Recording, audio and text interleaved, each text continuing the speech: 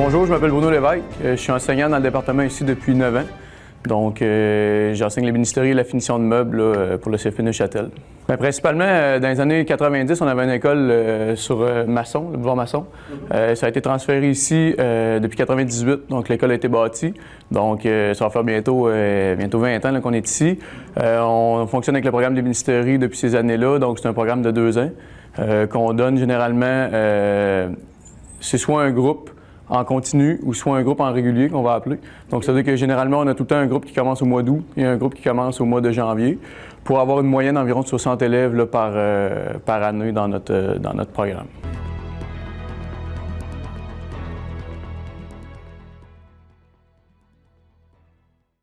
Généralement, ça veut dire qu'on va avoir des élèves qui vont avoir entre 17 et, je dirais, la personne la plus âgée qu'on a eue, 67 ans. Okay. Donc, on a un éventail assez intéressant, là. Par contre, la moyenne d'âge se situe autour de 24-25 ans. Okay. Ça veut dire qu'on a des gens qui vont à l'université qui reviennent faire le cours. On a des gens qui sortent du secondaire qui viennent faire le cours. Des retraités de l'armée, des retraités des policiers qui sortent généralement autour de 45-50 ans. On a aussi des retraités là, de divers métiers qui arrivent ici vers 50, 55, 60 ans, qui viennent faire ça pour le hobby. Par contre, dans certains cas, on retourne dans les entreprises puis on les voit travailler parce qu'ils se sont fait piéger un peu puis ils recommencent à travailler là, dans le domaine. Mais généralement, ces gens-là viennent pour un peu plus là, pour travailler de façon personnelle chez eux.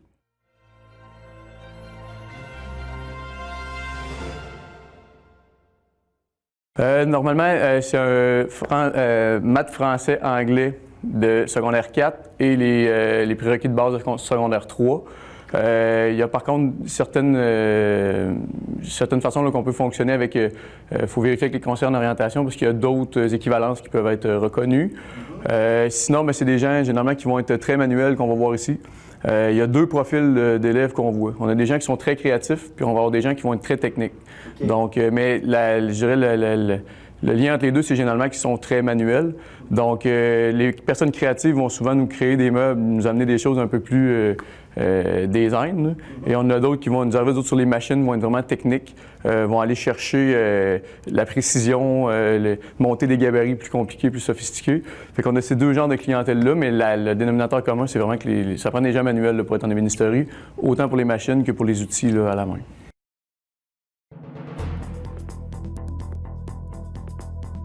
C'est un mélange des deux. Donc, c'est sûr que nous autres, on vise toujours à avoir des gens qui vont être sur le marché du travail après la formation. Je ne cacherai pas qu'on complète les groupes avec ceux qui viennent faire du hobby. Donc, on prend en priorité ceux qui généralement veulent travailler sur le marché du travail. Par contre, chaque année, c'est ça, on a des qui viennent pour le hobby. Pour le marché du travail, ce qu'on vise, c'est des gens qui sont employables donc dans diverses entreprises, soit dans les armoires de cuisine, les escaliers, les fenêtres, tout ce qui est atelier artisanal de meubles sur mesure. Donc, c'est vers là que nos élèves là, se placent le plus. La tendance ces temps-ci, c'est vraiment le mobilier sur mesure. Donc, on a eu une baisse un petit peu dans les dernières années au niveau du mobilier en série. Donc, tout ce qui est table de cuisine, set de chambre, c'est beaucoup parti vers le Mexique, vers l'Asie. Ce qui nous a resté au Québec, c'est principalement ce qui touche le sur-mesure, donc les armoires de cuisine. Donc, quand il se bâtit beaucoup de condos, on a beaucoup de demandes d'emploi dans les armoires de cuisine. Quand il se bâtit beaucoup de maisons neuves, il y a des escaliers qui se bâtissent. Quand c'est des périodes où les gouvernements subventionnent la restauration patrimoniale, on fait beaucoup de fenêtres traditionnelles. Il y a des fenêtres qui changent, il y a de la menuiserie qui se fait, des boiseries. Donc, fait que ça varie un petit peu selon la conjoncture économique. Puis, on voit, il s'agit qu'il y ait une subvention pour les fenêtres, puis on voit qu'il y a des offres d'emploi qui arrivent là, pour nos élèves dans ces milieux-là. On voyait tantôt, vous allez voir des images justement de l'usine, c'est une vraie fourmilière, hein, parce que vous avez 3 groupes qui se promènent en rotation. C'est ça, avec 60 élèves, c'est en moyenne de 20 élèves par groupe. Ça veut dire qu'on essaie d'avoir jamais plus que 2 groupes dans l'usine. Sinon, il y a une rotation qui se fait entre un petit peu de théorie, un petit peu d'atelier, un petit peu de travail sur les machines pour que les 3 groupes ne se rencontrent pas là, dans le département. En moyenne, ce qu'on fait, nous autres, c'est environ 1 heure de théorie pour 5 heures de pratique. Donc, tout est sous forme de projet. Donc, à ce moment-là, ça veut dire que le matin, généralement, on lance les consignes, on donne les plans, on donne les informations.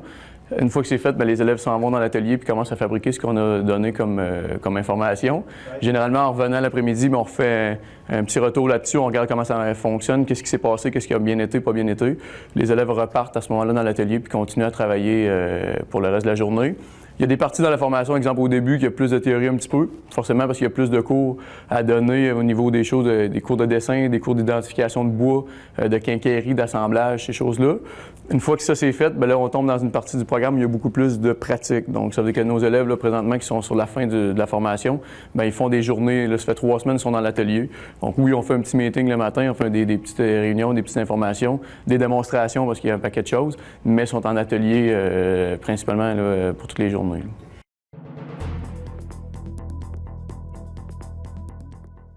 Donc, c'est un cours de 2 ans. Il y a la formule régulière, donc les élèves qui commencent au mois d'août et qui finissent, ils ont 4 sessions pour finir au mois d'avril, après 4 sessions. Et il y a la formule intensive où les élèves commencent au mois de décembre. On condense l'été, donc il n'y a pas plus d'heures de cours, il n'y a pas moins de vacances, il y a autant de semaines de relâche et autres, mais c'est le congé d'été qui est coupé. Okay. Donc à ce moment-là, on a un congé d'été plus court et les élèves réussissent à faire la formation sur 3 sessions au lieu de faire sur 4 sessions.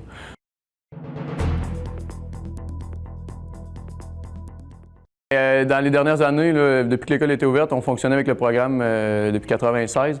Donc un programme qui était beaucoup basé sur le bois massif, les outils manuels. Là, ce qui arrive dans le nouveau programme, c'est que les nouvelles technologies font qu'il y a beaucoup plus de modélisation, beaucoup plus de dessins assistés par ordinateur. Donc à ce moment-là, ce dessin-là, nous autres, les cours qui étaient faits sur des tables à dessin vont être faits sur les ordinateurs.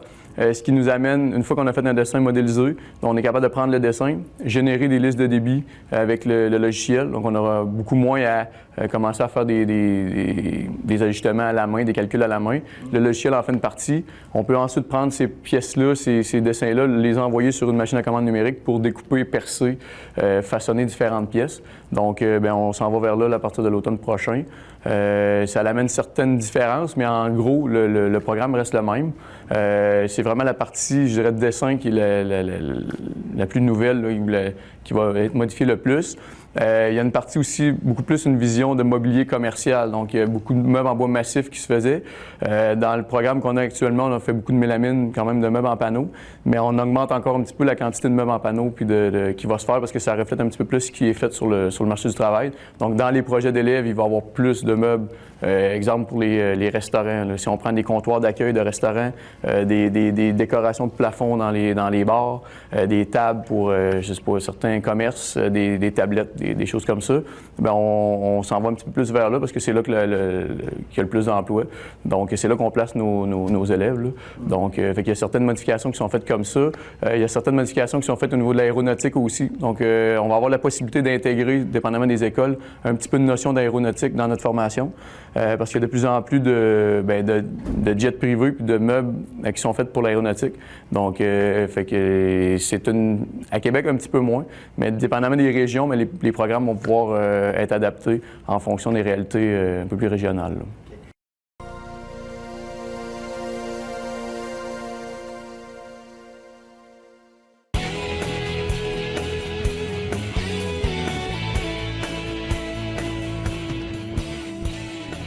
Dans le programme actuel, on a 26. Quand ils vont être refondus, on va avoir 21. Ce qu'on a fait, c'est qu'ils ont condensé certains modules ensemble. Mais si on regarde, règle générale, c'est qu'on commence d'autres avec tout ce qui est notion de base. Donc, notion de base, on parle de dessin. Là, on a du dessin à la main, puis on va avoir du dessin par ordinateur. Il y a beaucoup de lecture de plans. Au début, c'est beaucoup plus la lecture de plans. C'est quoi les symboles sur les plans? C'est quoi, comment on va faire? C'est quoi les types de lignes? Comment on fait pour interpréter ça? Les types de vues? Donc, que ce soit par ordinateur ou à la main, il faut être capable de lire des plans, soit d'architecte ou de designer ou de peu importe l'intervenant du milieu. Une fois qu'on est capable de lire des plans, mais ça va être dans dessiner. Et après ça, il faut voir c'est quoi les essences de bois. Donc, c'est quoi les bois mous, les bois durs, quelle partie de l'arbre on va utiliser pour faire telle partie de meuble, c'est quoi les qualités dans le bois. Après ça, on va voir tout ce qui est outillage à la main. Donc, comment on fait pour aiguiser les outils à la main, comment on fait pour les choisir, qu'est-ce que ça fait des outils à la main. On va voir après ça tous les assemblages. Donc, assemblage, exemple, si je prends des goujons, si je prends des tenons mortaises, si je prends des rainures, des feuillures, on voit tout comment on peut faire tenir un meuble. Quand les notions de base comme ça sont vues, bien là, on a vu du bois, des assemblages puis des plans. Bien là, on commence à fabriquer des pièces. Donc, on a un module où on va voir comment fabriquer, comment je fais, avec quelle machine je vais découper en rond, avec quelle machine je vais poncer, avec quelle machine je vais ajuster les différents éléments, faire le logement de différentes quincailleries. Et une fois que les pièces vont être faites, bien là, il faut voir comment les monter. Donc, on a un module où on monte les meubles. Donc, comment on va coller, c'est quoi les colles qu'on va utiliser, c'est quoi les vis qu'on va utiliser. Les différents organes d'assemblage. Donc, on va mettre ça ensemble pour arriver à un meuble qui est bien, monté, donc, puis prêt à la finition. Et là, il y a une partie, nous autres, très traditionnelle dans notre volet finition de meubles. Donc, on voit des produits qui sont autant, je pourrais pratiquement en manger. Donc, de la cire d'abeille, des teintures à base de coquilles de noix, des choses qui sont, je dirais, très naturel puis un peu plus patrimonial pour le côté plus réparation, restauration de meubles. Et on a un côté très industriel qui se rapproche un petit peu plus de l'automobile. Donc, la peinture au pistolet, des teintures industrielles, tout se fait avec une bonne ventilation, un masque, puis là, on tombe dans la partie industrielle où on pourrait être un peu plus sur une chaîne de montage. Donc, à ce moment-là, bien, c'est les deux volets qu'on a en finition de meubles. Donc, les élèves préparent les meubles, font la finition sur les meubles, puis bien, pour être capable d'avoir un meuble qui est vendable, là, si le final de tout ça. Justement, ça va nous permettre de passer à ce qu'il y a autour de toi. Parce que tu as parlé beaucoup d'éléments. C'est pour ça d'ailleurs qu'on a Sico à côté, justement, pour ouais, ben on a un sélecteur de couleurs parce que souvent, ce qu'on a besoin, c'est que les élèves cherchent une couleur. Puis là, on se dit, ben là, ils nous disent, bah oui, un bleu comme le bleu là, que je vois sur le mur de telle place, de telle. Ben, avec un sélecteur, on est capable de dire un petit peu plus, OK, c'est telle couleur qu'on veut. Fait que c'est ça, en finition, ben, on va aller chercher là, les différentes colorations. C'est sûr que nous autres, on a un module uniquement de 60 heures. Donc, on voit une base en finition. Ceux qui veulent faire approfondir un petit peu la finition vont aller faire le DEP qu'on a ici aussi à l'école. C'est un DEP de 900 heures uniquement en finition de meubles. Donc là, à ce moment-là, il y a des élèves, nous autres, qui vont faire le DEP ici, en ébénisterie, qui font leurs 2 ans, puis après ça, ils vont faire l'année en finition de meubles. C'est pas une spécialité, c'est 2 DEP complètement séparés, qu'on peut faire un avant l'autre, là, mais qui sont très complémentaires, là. Moi, le premier, j'ai fait les deux, là, parce qu'en ébénisterie, on voit vraiment la base, mais quelqu'un qui voudrait faire plus de finition pourrait faire le DEP en finition de meubles par la suite.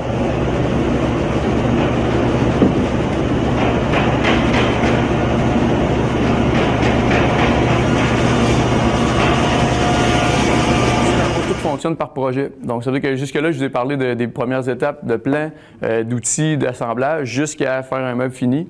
Quand on commence à faire des meubles finis, bien, par exemple, ça, c'est le premier projet que les élèves vont faire. Tantôt, on a parlé qu'il y avait des élèves qui arrivaient avec de 17 ans du secondaire. Il y en a qui arrivaient de 60 ans de différents milieux. L'idée, c'est que nous autres, chaque projet est fait pour que les élèves soient capables d'atteindre un minimum de compétences. Donc, pour être capable d'arriver sur le marché du travail puis d'être fonctionnel. Par contre, il y en a qui vont être meilleurs que d'autres. Donc, tous les projets qu'on a de préparés sont faits pour être réalisés à la base et chaque élève va pouvoir bonifier son projet ou faire des projets de plus. Donc, les élèves plus rapides vont augmenter la difficulté ou même faire des enrichissements sur d'autres projets. Donc, ça, c'est le projet ici qu'on utilise pour commencer sur les machines. Donc, chaque élève bien, a à dessiner le tournage qu'il va faire sur ses pattes, à décider quelle sorte de dessus qu'il va faire. Par contre, bien, le projet il est déjà préparé, les plans sont déjà préparés. Les élèves vont redessiner le projet et commencer sur les machines. Fait que l'objectif, c'est pas tant de faire le projet comme d'apprendre les machines à travers le projet. Donc, à travers ce projet-là, les élèves vont apprendre les dégauchisseuses, les planeurs, les bantis, les perceuses, donc tout ce qui sert là, à faire un projet qui peut ressembler à ça.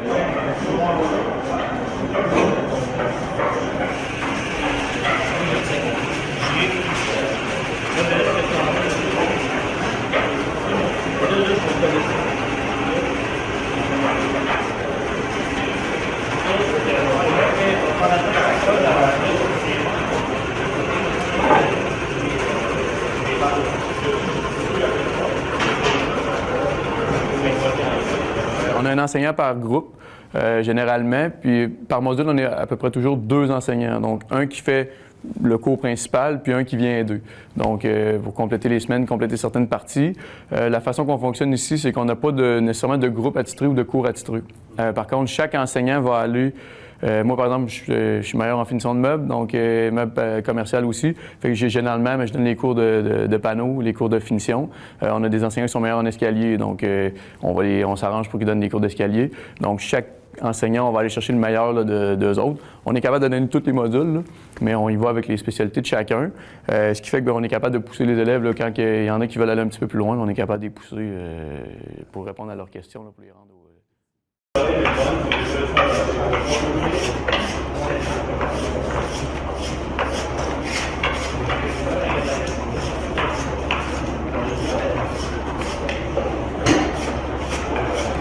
Donc, le projet de gabarit, dans le fond, c'est de prendre des machines puis faire des installations sur les machines pour réussir à faire des pattes, des traverses, des dessus, des formes. Donc, pousser la machine un petit peu plus loin en faisant une installation par-dessus pour faire une pièce qu'on va soit répéter plusieurs fois, soit que c'est une pièce qui est particulière. Donc, fait que le cours de gabarit, c'est ce qu'on vise, une 60aine d'heures. Dans ce cours-là, bien, ça veut dire que ici, par exemple, la patte est galbée. Bien, ce qu'on veut, c'est faire le bon galbe et on veut que le galbe soit pareil sur les 4 pattes. Donc, à ce moment-là, il faut faire une installation pour réussir à monter ça. Et une fois que c'est fait, bien, ça veut dire que l'élève, nous autres, ce qu'on oblige, c'est de faire au minimum cette table-là. Et là, après ça, il peut, par exemple, si je prends ici, bien, ajuster ce qu'on appelle un frisage avec des plaquages sur le dessus.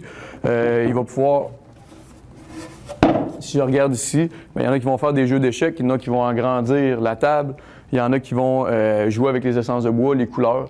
Donc, dépendamment, encore une fois, de la vitesse de l'élève et de ses capacités, on va l'amener à faire la table un petit peu plus compliquée.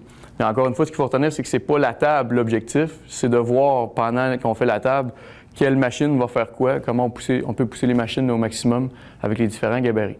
Donc, je vous parle un petit peu aussi de frisage. Oui, c'est ça. Mais tantôt, je parlais de frisage et de plaquage. C'est-à-dire que dans les premières formations, les élèves ont à identifier ou à reconnaître les différentes essences de bois et les différentes façons de travailler le plaquage. Donc, on a une formation pour plaquer des meubles. Donc, plaquer, c'est quoi? C'est de prendre une feuille de bois qui a environ 1 mm d'épais, de la déplier sur le meuble pour arriver à faire une forme géométrique ou un agencement qui est intéressant. Alors, les frais d'inscription, ça comprend les outils, les documents. Le reste des outils est prêté par le magasin et les bénisteries, un peu comme une bibliothèque, mais avec une carte étudiante. À ce moment-là, bien, les élèves ont le choix après ça d'acheter ou pas les projets. Donc, un élève qui n'achète pas ses projets, il a payé ses frais d'inscription, puis c'est tout ce qu'il paye dans la formation. Ceux qui veulent acheter les projets, bien, à ce moment-là, bien, si par exemple on fait cette table-là, bien, l'élève paye 20 $ puis il part avec la table. Donc, s'il ne veut pas la table, bien, il nous laisse la table ici, puis d'autres, on le revend dans des bazars qu'on fait, là. Donc, fait que, généralement, les élèves qui réussissent bien les meubles achètent les meubles. Ceux qui réussissent moins bien les meubles, bien, souvent, vont nous le laisser. Donc, on espère que le meuble suivant va être un peu mieux. Ouais. Donc, fait qu'en gros, c'est comme ça, là. Fait que le fait d'avoir l'école de sciage nous aide pas mal là, pour que les élèves, on vend le prix du bois au prix qu'on le paye à l'école, là. Donc, c'est au moins la moitié du prix, là, sinon plus, là. C'est un exemple, ça, de meubles en panneaux. Donc, tantôt, on disait que dans le nouveau programme, il y avait de plus en plus de panneaux de mobilier commercial. Donc, ce meuble-là, il a l'air d'être en bois, mais si on regarde comme il faut, bien, c'est en plaqué. Donc, c'est-à-dire que tous les panneaux des caissons, c'est tout du plaqué peint. Par contre, toutes les parties courbes, on va venir agencer des moulures pour donner l'aspect bois. Donc, ça veut dire que bien, c'est ce qu'on voit le plus souvent là, dans les magasins maintenant. Ouais. Souvent, même les vendeurs vont vous dire que c'est des meubles en bois. En réalité, bien, c'est juste camouflé, là. Donc, si on décortiquait tout ça, bien, ici, il y a la porte qui est en bois, il y a les moulures, puis le reste, c'est tout en plaqué. Donc, fait qu'on s'en va de plus en plus vers ça. Ça ne veut pas dire qu'on a moins... qu'on travaille plus le bois massif, mais ici, il y a beaucoup de parties quand même qui sont travaillées, qui sont moulurées. Toutes les moulures, les élèves apprennent à faire ça, mais c'est adapté à la réalité là, qu'on voit un petit peu plus. C'est plus rapide à fabriquer. Les matériaux, c'est plus des panneaux que du bois brut qu'on va utiliser, mais ça fait quand même des meubles qui sont intéressants, là.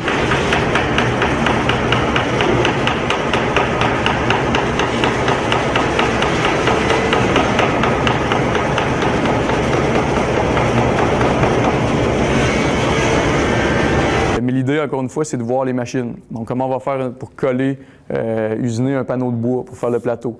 Comment on va faire pour faire les assemblages. Donc, des tenons, des mortaises, des queues d'aronde. Donc, c'est de voir toutes les opérations pour arriver à faire un meuble qui se tient puis qui est vendable. Donc, c'est souvent la question, est-ce que ce meuble-là est vendable? S'il est vendable, OK, je pense qu'on commence à être au début de la réussite. Si ce meuble-là n'est pas vendable, c'est qu'il faut travailler encore.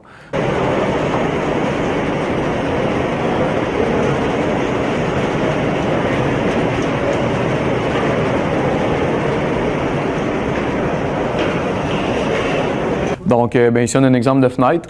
On prend une fenêtre traditionnelle. Tantôt, je disais qu'on pouvait adapter le programme aux réalités régionales. Bien, il y a certaines régions qui, eux autres, vont adapter à l'aéronautique parce qu'ils ont plus d'aéronautique. Nous autres, on a beaucoup à Québec de fenêtres traditionnelles françaises. Donc, il y a beaucoup de restauration dans le Vieux-Québec qui est faite pour reproduire ce qui était à l'origine. Donc, à ce moment-là, on présente un petit peu à nos élèves comment fabriquer les différentes fenêtres traditionnelles, donc les différentes étapes pour fabriquer les fenêtres.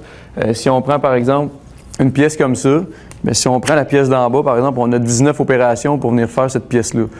Fait que les élèves vont avoir bien, peut-être pas 19 machines différentes, parce que la même machine, des fois, va en faire 5, mais on va avoir 19 opérations à venir faire pour qu'on puisse arriver à monter les différentes parties des fenêtres. C'est sûr que c'est pas tout le monde qui va aller travailler sur le marché du travail qui va faire de la fenêtre traditionnelle. On a 4-5 entreprises là, un petit peu plus importantes à Québec qui en font, quelques artisans. Par contre, les bases sont les mêmes. Donc, si un élève est capable d'utiliser une moulurière, s'il est capable d'utiliser toutes les machines pour faire les différents usinages, bien, que ce soit une fenêtre traditionnelle ou une fenêtre conventionnelle, bien, il n'y aura pas beaucoup de différence. Donc,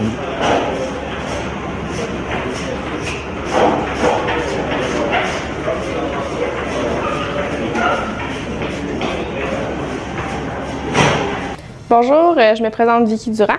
Je suis étudiante au CFP de Neuchâtel pour ébénisterie. Je viens de Québec. J'aime beaucoup travailler manuellement, faire des choses, construire des choses. Depuis toute petite, j'aime fabriquer, travailler de mes mains. Alors, j'ai voulu venir faire des meubles, faire la fabrication esthétique. Là. Est-ce que tu as suivi un stage ici d'un jour? Comment ça a fonctionné ton entrée ici? En fait, j'ai commencé avec une technique au cégep. Puis dans ma technique, on a travaillé de nos mains, puis j'ai voulu vraiment pousser plus ce côté-là de ma technique, de ma formation. Alors j'avais pensé à ébénisterie, qui est un cours qui m'intéressait beaucoup, puis pour pouvoir fabriquer davantage, pour pouvoir pousser plus ma technique, pour savoir comment fabriquer vraiment. Alors je suis venue ici, j'ai pas fait élève d'un jour, je suis vraiment juste venue de mon propre envie. De pouvoir faire tellement de choses avec juste une pièce de bois, pouvoir faire du tournage, pouvoir faire un meuble qui est tellement différent de la pièce qui a commencé au début, c'est passionnant. Puis comment tu trouves le cours à date? Ça fait quand même un petit bout que tu es ici? Oui, bien, j'ai commencé en août tout simplement. J'ai commencé, puis c'est sûr que c'est plus théorique au début, mais là on commence à toucher le bois, puis c'est super le fun. On commence justement au tour à bois qui est super, qui fait des pièces différentes d'un cube, puis ça vient en rond. C'est super le fun à commencer dans le vrai. Là. As-tu commencé à penser à ce que tu veux faire plus tard? Est-ce qu'il y a des choses qui te passionnent plus jusqu'à présent? Bien, j'aimerais vraiment ça pouvoir... j'aime beaucoup créer, mais j'avais pensé toujours faire de la création pour des maisons, des armoires, des meubles, des tables. C'est ce que j'aimerais faire. Pour le moment, c'est vraiment le tournage, vu que j'ai vraiment touché à ça. Mais les meubles, ce qui est un peu de sculpture, travailler davantage de mes mains vraiment avec les gouges et tout, là, c'est super intéressant. Je vous dirais que c'est une formation super intéressante. C'est sûr qu'au début, comme tout cours, on commence avec de la théorie, on commence avec beaucoup de matière à apprendre avant de faire quoi que ce soit. Mais si vous avez le goût de toucher un peu au bois, de toucher à tout ce qui est l'univers de l'ébénisterie, je vous dis go à fond, ça va être super le fun, vous allez aimer ça.